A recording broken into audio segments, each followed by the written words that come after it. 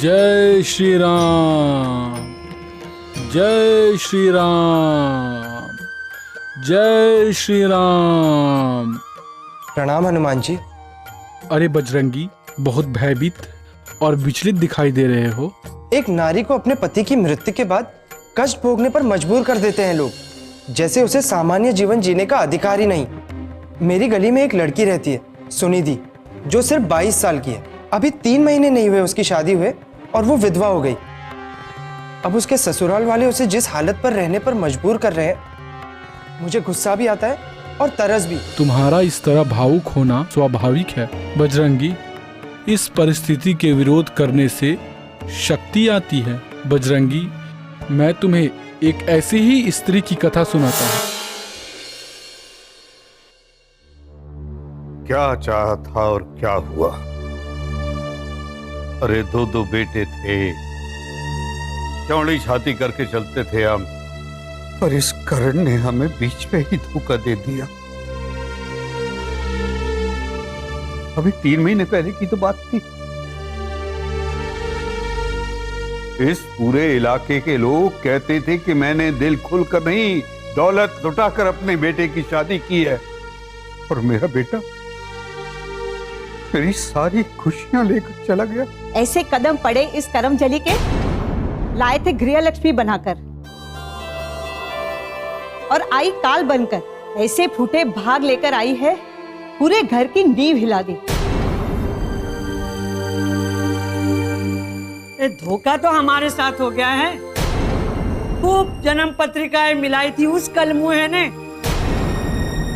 उस मातादीन चौबे को तो बुला के 2-4 जूते लगाना चाहिए, और कहे जा रहा था अखंड सौभाग्यवती होगी, पति की रक्षा करेगी। अरे यहाँ तो हमारे भाग ही फूट गए।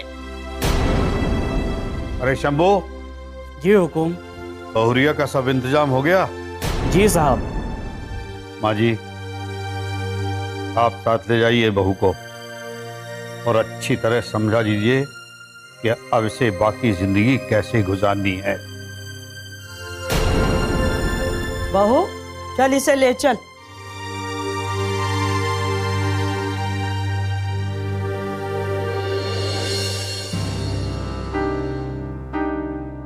बहुरिया, यही तेरा कमरा है। अब तुझे यहीं पे रहना है और खाना पीना भी यही है। रसोई भी तू खुद ही बनाएगी। सब्जी बिना प्याज और लहसुन की, और तेल और तीखा बिल्कुल नहीं, समझी तू? और वो तेरी धोती रखी हुई है वहां, वही पहनेगी तू, वही तेरी पोशाक होगी। पति गया तो जिंदगी के सारे रंग चले गए। और याद रखना, कोई हंसी टिटोली नहीं चाहिए मुझे। अब तुझे सादा जीवन जीना होगा। पर दादी, हम ये सब कैसे करेंगे? करना पड़ेगा। कैसे करेगी वो तो तू ही जाने। ठाकुर साहब रीति रिवाज में किसी को भी रियायत नहीं देते। और सुन, हवेली की रसोई की तरफ तुझे जाना ना है, और मर्दों की छाया भी तुझ पे पड़नी नहीं चाहिए। और हाँ, अगर समधी जी का फोन आ गया तो बात करा देंगे। चलिए माता जी।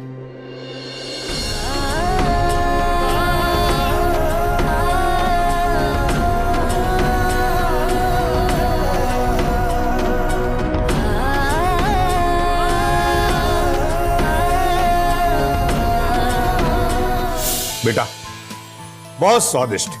भैया, हमारी तरफ से तुम पास। और ये, इसे कंगन मत समझना, ये है मेरा आशीर्वाद जो तेरे साथ हमेशा रहेगा बेटी।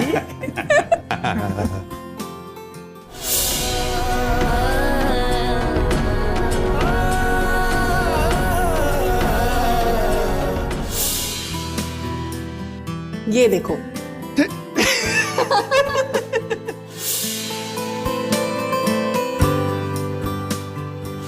तुमने मुझे सदा सुहागा क्यों नहीं कहा? तथास्तु पुत्र। बस ऐसे ही खिलखिलाते रहो। पता है तुम्हें, मैं एक ही दुआ मांगता हूँ कि मेरी वजह से तुम्हारी आंखों में कभी आंसू ना आए।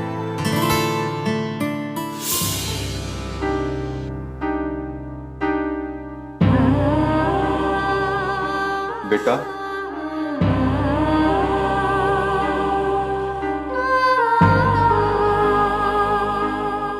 पापा, पापा, बहुत याद आ रही थी आपकी।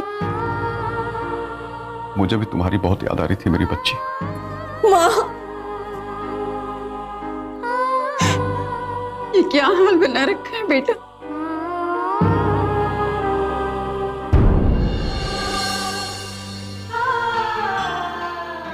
सुनिए जी, ये क्या हो गया है समधी जी और समधन जी को?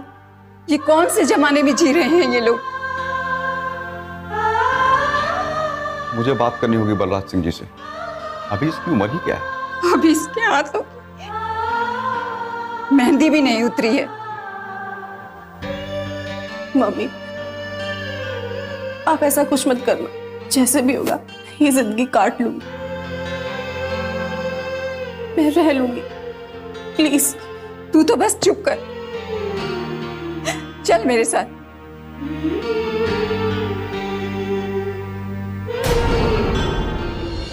हमें किसी की सलाह या पाठ की जरूरत नहीं।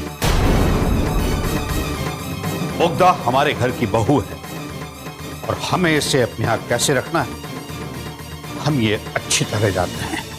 जिस दिन आपने अपनी बेटी का कन्यादान किया और हमें सौंप दिया उसी दिन से आपका अपनी बेटी के ऊपर से अधिकार खत्म हो गया।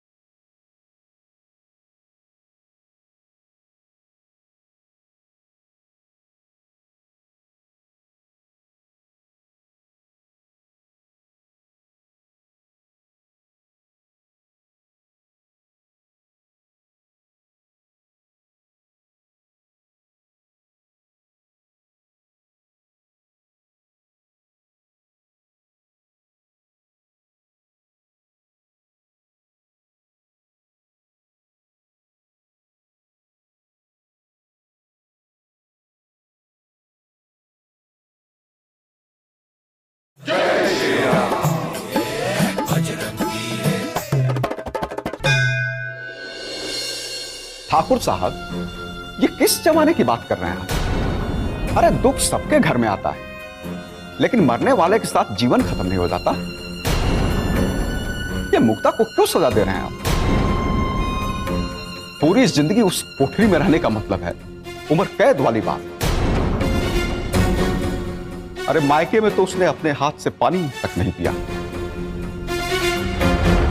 अभी इसके हाथों की मेहंदी भी नहीं उतरी, माथे का सिंदूर उजड़ गया। आप लोग ये सब इसके साथ मत करो, आपसे ये हमारी विनती है। मेरी बेटी बोझ नहीं है हम पर, मैं संभाल लूंगा इसे। मान लेंगे कि इसके भाग्य में ही लिखा था। हम अपनी बेटी को ले जाने आए हैं, बस इजाजत दीजिए। महेंद्र सिंह जी, मैं आपका सम्मान करता हूं और आप इसे ऐसा ही बना रहने दें। हमारे घरेलू मामलों में और अपनी बेटी के ससुराल के रिवाजों परंपराओं के मामले में दखल ना दें। ठाकुर साहब, मैं दखल नहीं दे रहा। अरे मैं तो सिर्फ अपनी बेटी की पहाड़ सी लंबी जिंदगी के बारे में सोच रहा हूं। विधवा जरूर हुई है, ये सांस लेना बंद नहीं किया इसने। आप जिस तरह इसे रख रहे हैं और जो अनुशासन आप इसे परंपरा के नाम पे सिखा रहे हैं, ये इसके साथ अन्याय है। बस महेंद्र सिंह जी, अब एक शब्द नहीं।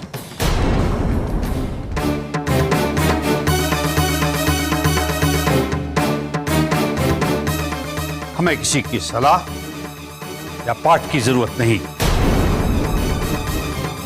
मुग्धा हमारे घर की बहू है और हमें इसे अपने यहाँ कैसे रखना है हम ये अच्छी तरह जानते हैं।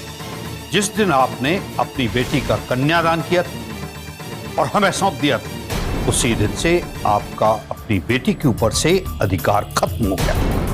ये गलत कर रहे हैं आप, ये मैं होने नहीं दूंगा। चलिए हम मुग्धा को साथ लेकर चलते हैं। बस समधन जी, एक कदम और मत बढ़ाना, अन्यथा ये संबंध शत्रुता में बदल जाएगा। समझे जी, हम अपने फैसलों और अपनी शान के खिलाफ एक शब्द नहीं सुनते हैं। और मैं भी अन्याय बर्दाश्त नहीं करता। मैं आपके आगे हाथ जोड़ती हूँ, प्लीज पापा, आप हमारे घर के मामले में मत बोलिए। आप मुझसे मिलने आए थे ना, मिल लिए, मैं ठीक हूं। अब आप जाइए प्लीज। बेटी, तेरा पापा पराये नहीं है। इस कंधे पे बिठा के मैंने तुम्हें ऊंचाइयां दिखाई है, मेले दिखाए हैं मैंने तुझे। बेटी, तेरे बोझ से मेरे कंधे कभी झुकेंगे नहीं। ये दिनों की नहीं, ये जिंदगी की बात है।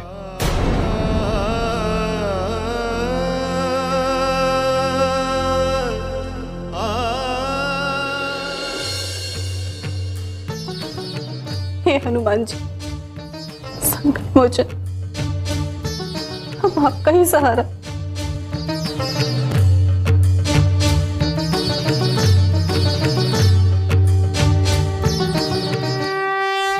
जय श्री राम। जय जय जय जय जय जय जय जय जय जय जय हनुमान। जय हनुमान ज्ञान गुण सागर, जय कपीस तुम लोक उजागर, राम दूत अतुलित बल धामा, अंजनी पुत्र पवन सुत नामा। जय श्री राम।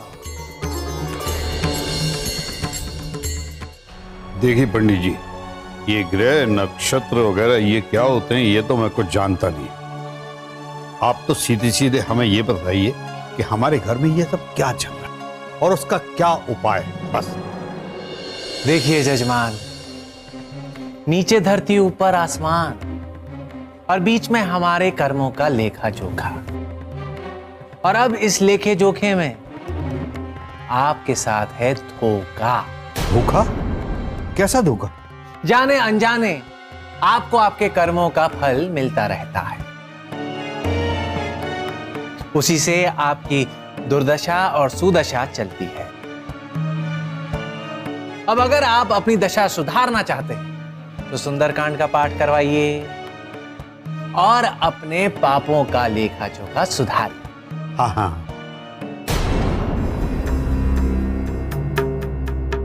माँ,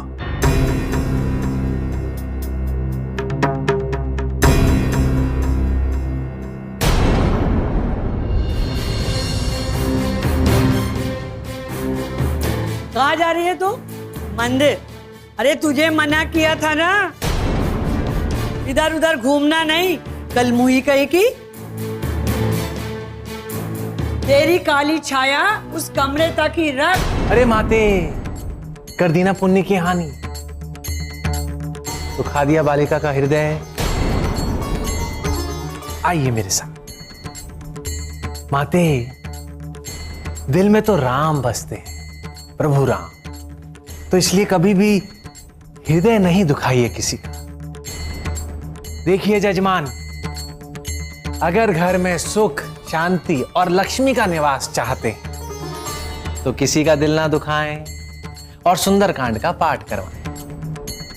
आप तो ये बताइए कि कितने पैसे खर्च होंगे। आप मुझसे पैसे लीजिए और उपाय कीजिए, बस मुझे अपने घर में सुख शांति चाहिए। बस बोलिए जय श्री राम। जय जय श्री राम।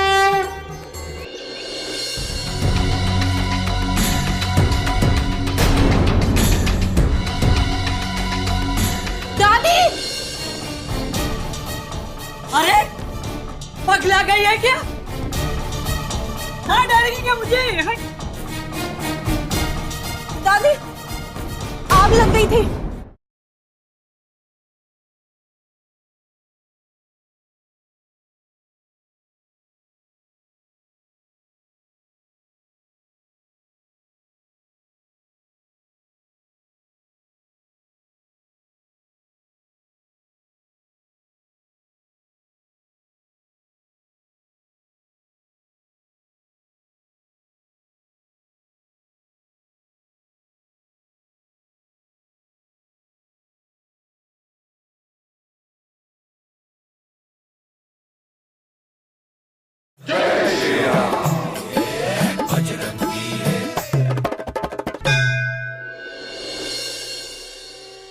सौ परार्थ दुख पाप, सारी ध्युनि धीम पछताई, कल ही कर्म ही ईश्वर ही मिथ्या दोष लगाए। अर्थात जो लोग मृत्यु के निकट आने पर समय और ईश्वर को दोष देते, वो समय होने पर भी कुछ नहीं करते। बहू,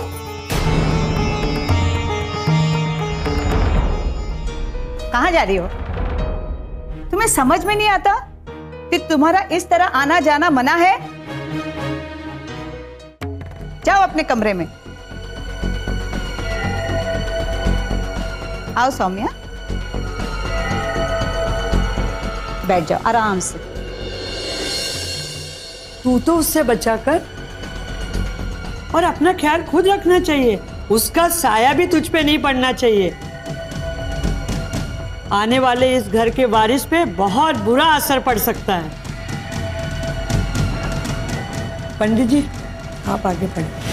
अब आगे क्या पढ़े माँ जी? होई है सो ही जो राम रचि राखा।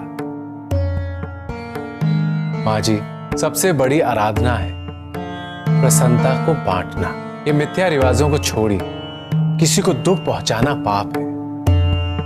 और आपने अभी मेरे सामने सामने पाप कर दिया। आपकी सोच और बुद्धि आपके साथ, कहना मेरा कर्तव्य था। जय श्री राम।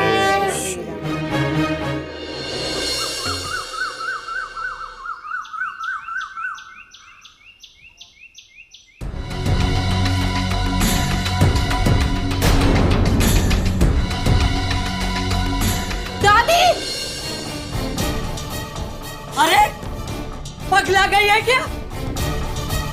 हाँ, डरेगी क्या मुझे? दादी, आग लग गई थी। हाँ, बाल बाल बच्चे। क्या बात है माँ जी? आज आपने नहीं कहा कि अपनी छाया मुझसे दूर रखना? आज अगर मुग्धा नहीं होती तो ना जाने आपके साथ क्या होगा। मान लीजिए, आज मुग्धा ने आपको एक नया जीवन दिया है। परहित सरस धर्म नहीं भाई, पर पीड़ा साम नहीं अदमाई। मुग्धा, तुम्हारे हाथ भी जल गए, जाओ उस पे दवा लगा लो। माँ, रजनी कह रही थी कि मुग्धा के यहाँ रहने से बहुत परेशानी होती है, इसलिए मैंने वृंदावन में विधवा आश्रम में इसके रहने की व्यवस्था कर दी है। कल की ट्रेन है, इसकी तैयारी कर देना।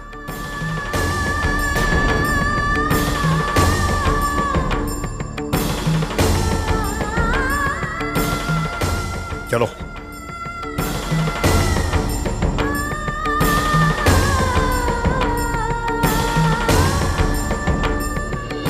देवकी पांडे को बोल देना, सारी व्यवस्था कर देगा। उससे कहना मैंने कहा है, और कोई बात हो तो मुझे फोन करवा देना।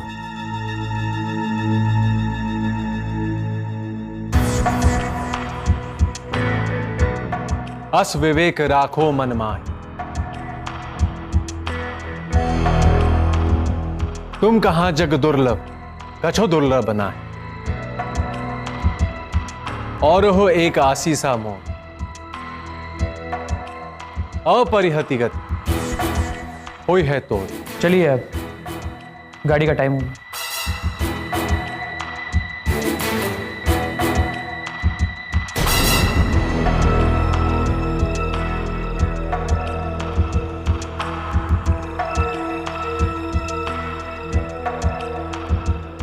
मुझ में विश्वास रखो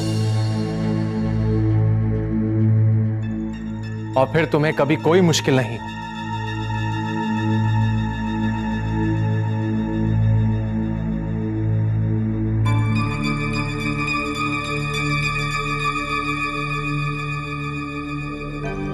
मेरा आशीर्वाद है, कोई तुम्हारा कुछ नहीं बिगाड़ सकता।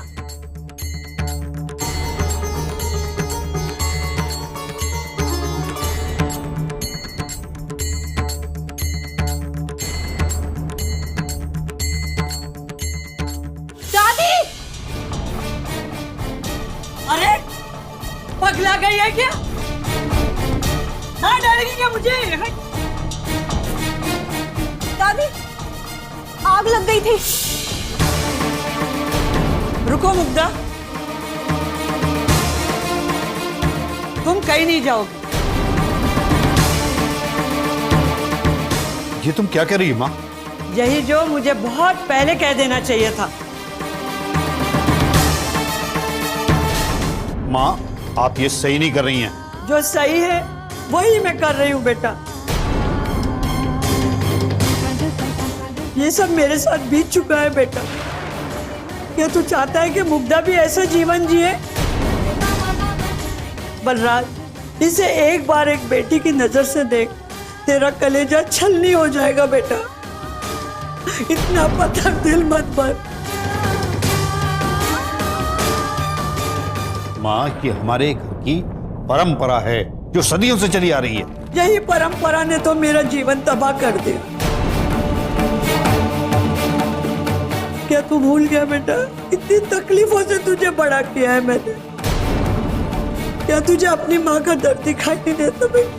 और तू वही किए जा रहा है मुग्धा के साथ जो मेरे साथ हुआ था बेटा। आज तेरा बेटा न रहा तो तुझे कितनी तकलीफ हो रही है। अगर ये तेरी अपनी बेटी होती तो क्या यही फैसला होता तेरा? सोच बेटा। बस माँ, बस और कुछ मत कहो। मैं अपने परिवार की संस्कृति और परंपरा को निभाते निभाते शायद एक पिता का फर्ज भूल गया था।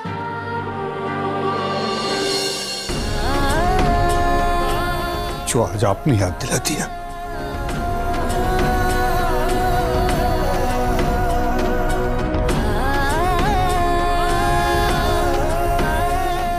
मुग्धा बेटा, मुझे माफ कर दे। नहीं पिताजी,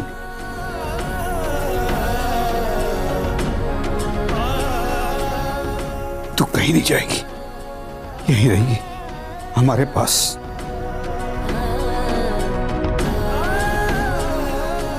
जय श्री राम। बजरंगी, जब मन का विश्वास बलवान हो तो झूठे आडंबर नहीं टिक पाते हैं। केवल आवश्यकता है तो अपने अंदर की करुणा को पहचानने की और स्वयं की शक्ति को पहचानने की। तो बजरंगी, मेरे साथ प्रभु श्री राम का नाम लेके बोलो, जय श्री राम। जय श्री राम। जिनके अंदर का विश्वास हो, ईश्वर भी उनके साथ हो जाता है। आडंबरों और अंधविश्वासों के अंधेरे से बाहर आने के लिए ईश्वर और स्वयं का प्रकाश बहुत है। अतुल, अतुल कुछ तो जोल है यार। अतुल शुभम का नाम है और तू जैसे ए ग्रेड स्टूडेंट का नहीं। यस यार, I did it. See my name. Congratulation Kartik.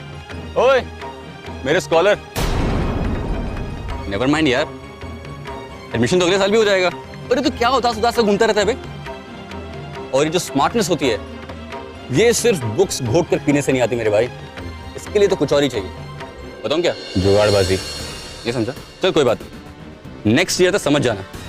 कम से कम अगले साल ऐसे उदास नहीं बैठना पड़ेगा। चलो सीमा। हैरानी इस बात की है कि कार्तिक का